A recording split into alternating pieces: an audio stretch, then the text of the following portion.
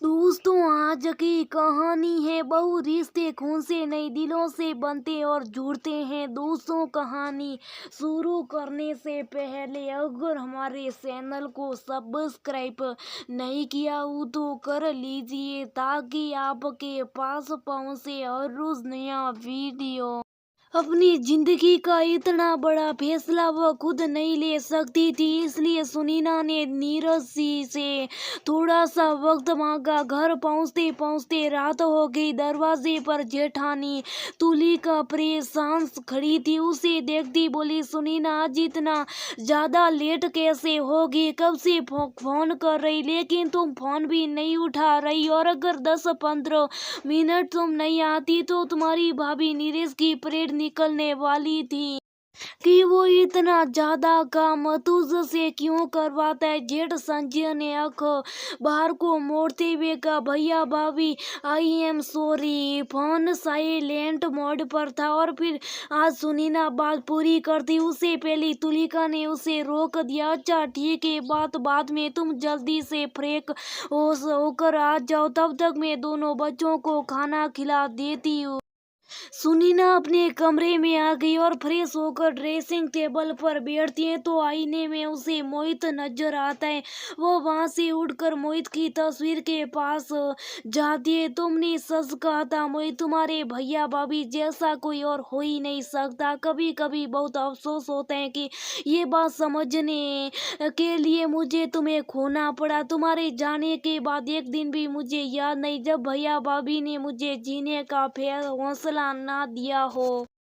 मोहिता को भी कभी तुम्हारी कमी नहीं खलने देते। तुम्हारे जाने का बाद मेरे अपने सगे भैया भाभी ने मुझसे मुंह मोड़ लिया, लेकिन सुनीना 8 साल पहले अपनी सहेली की बर्थडे पार्टी में मोहित से मिली थी। उसके बात करने के अंदाज और मस्ती ने सुनीना के दिल में मीठी सी गुदगुदी कर दी थी। फिर मुलाकातों का सिलसिला शुरू हो गया और नई ईयर पार्टी में मोहित ने सबके सामने उसे प्रपोज किया। सुनीना, क्या तुम आने वाले नए साल को मिसेज मोहित के रूप में सेलिब्रेट करना पसंद करोगी? मोहित के प्रपोज करने के अनूठे अंदाज ने सुनीना को दीवाना बना दिया और उसने भी हाँ कर दी। दोनों परिवारों की रजामंदी से जल्दी सुनीना मोहित की सगीनी बनकर आ गई। ससुराल में सभी ने सुनीने का खुले दिल से स्वागत किया। घर पर सब कुछ सही चल रहा था, लेकिन सुनीना को मोहित का भैया भाभी का हर समय गुणगान करना अच्छा नहीं लगता था। मायके में इकलौती बेटी और बहन की लाडली होने के कारण सभी की जुबान पर सिर्फ सुनीना का ही नाम होता था, और आर्थिक स्थिति भी बहुत अच्छी होने के कारण सुनीना को कभी भी किसी चीज को मांगने से पहले सोचना नहीं पड़ता था। ससुराल में किसी चीज के लिए सुनीना को कभी नहीं रोका जाता था, लेकिन घर के कुछ नियम थे जो सभी को मानने पड़ते थे, और घर का खर्चा भी मोहित की मम्मी शगुन जी के देख रेख में होता था। घर का अधिकतर काम तुलिका भाभी करती थी, सुनीना बस थोड़ी बहुत मदद कर देती थी। सुनीना की शादी के 1 साल पूरे होने की खुशी में तुलिका ने घर पर ही छोटी सी पार्टी रखनी चाहिए, लेकिन सुनीना ने अपने पापा और भैया के साथ 5 सितारा होटल में पार्टी अटेंड की और मोहित को भी जबरदस्ती वहीं ले गई।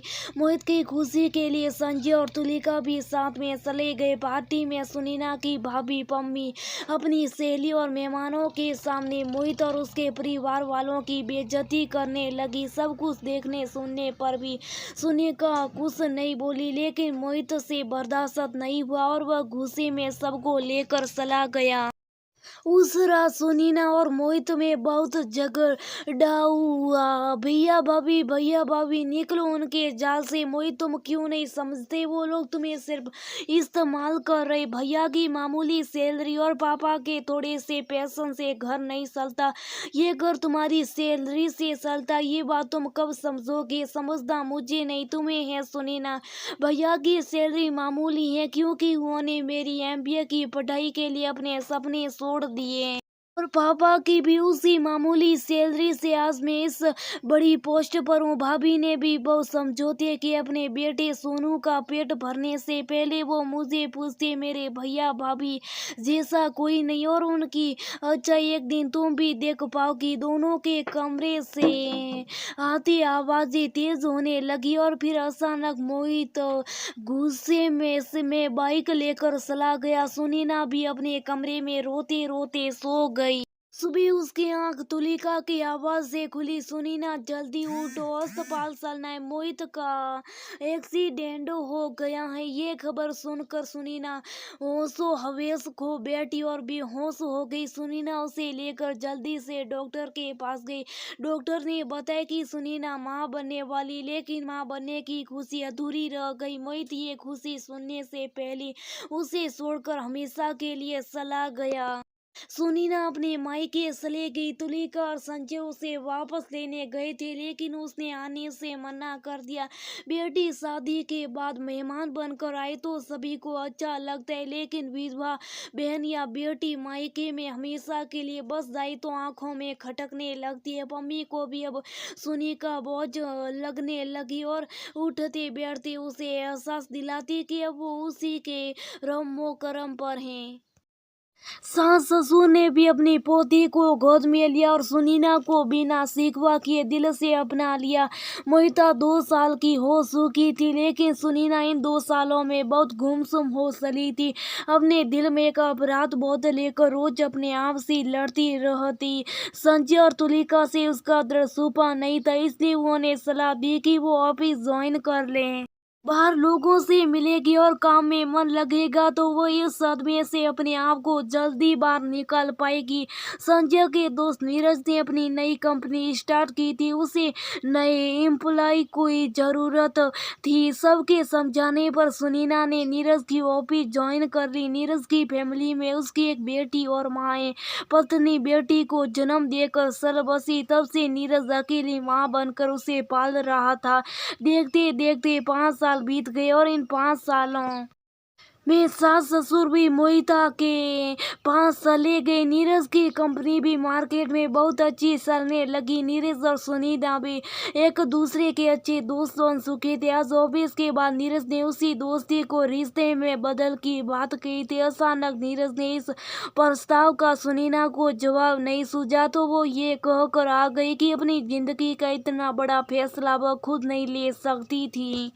खुद नहीं ले सकती, लेकिन मैंने नीरज को ऐसा क्यों कहा? मुझे उसे तुरंत वही मना कर देना चाहिए था, लेकिन मैंने ऐसा नहीं किया। क्यों तो क्या मैं भी नीरज से? नहीं नहीं, मैं सिर्फ मोहित से प्यार करती हूँ और उसी की विधवा बनकर रहूंगी। ये कहकर सुनीना रोने लगी। उसी समय तुलिका उसे खाना खाने के लिए बुलाने आई। उसे रोता देखकर घबरा गई। सुनीना क्या हुआ, क्यों रो रही? भाभी मैं बहुत बुरी हूँ, मैं ऐसा नहीं चाहती थी, लेकिन पता नहीं कैसे और कब तुलिका ने उसे पानी दिया और फिर आराम से बोलने को कहा। भाभी आज मैं इसलिए लेट होगी क्योंकि नीरज जी मुझे कैफे के लेकर गए थे और वहाँ उन्होंने मेरे सामने शादी का प्रस्ताव रखा और मैं उन्हें मना करने की जगह ये बोल आई कि मैं अकेले ये फैसला नहीं ले सकती। क्यों भाभी, क्यों मैंने उन्हें मना नहीं किया? सुनीना तुलिका के गले लगकर रोने लगती हैं। तुलिका हंसते हुए कहती हैं तुमने कुछ गलत नहीं किया और नहीं तुम बुरी हो। मोहित तुम्हारा बीता हुआ कल था और नीरज आने वाला कल। जिंदगी आगे बढ़ने का नाम है और फिर अगर दो अधूरी जिंदगी एक हो जाए तो इससे खूबसूरत बात और क्या हो सकती है। मैं और मेरे तेरे भैया भी यही चाहते हैं कि तुम एक बार फिर अपना घर संसार बसाओ। अभी पूरी जिंदगी बसी है। तुम्हारे आगे संजय भी आकर उसे समझाने लगते हैं और सबसे अच्छी बात यह है कि नीरज तुम्हें और मोहिता को बहुत खुश रखेगा। नीरज ने हमसे बहुत पहले बताया था, लेकिन हम चाहते थे कि ये फैसला तुम्हारा अपना, तुम्हें ये न लगे कि हम बहुत समझकर तुम्हें विदा करने की सोच रहे। अब से ये घर तुम्हारा नया मायका और हम मेरे सबसे अच्छे भैया भाभी जिन्होंने ये सीखा है कि रिश्ते खून से नहीं दिलों से बनते और